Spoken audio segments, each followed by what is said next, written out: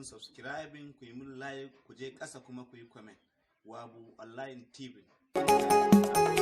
Hajiya Rabi, magana ta gaskiya fa sahabi nayi da shi akan ya yarda ya aure yarki Salma amma ya ki amincewa.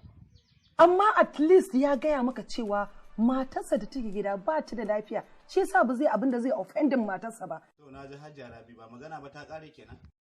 Mun zo ne mu maka wasu 'yan tambayoyi. Mr. Adam ya zango. Za ka amsa mana su ta cikin ruwan sanyi ko ko sai mun bi ka da ƙarfi?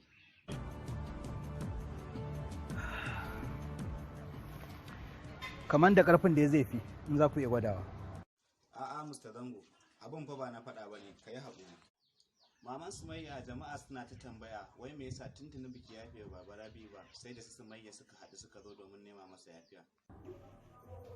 So nake in ceto shi daga fadawa halaka. Ina tsoron kar ya je ya aikata wani mummunan abu. Kin ga Maman Sumayya, Allah ya baki haƙuri, ni ba cewa nake mun kuka ba. Wallahi Hajiya ba yadda ban yi da shi akan ya kira ki a waya ba, amma fa yaki ina jin yan ziga ne da mahasada kawai suka shiga. Na san haka kawai babana ba za a wuni a kwana bai kira ni.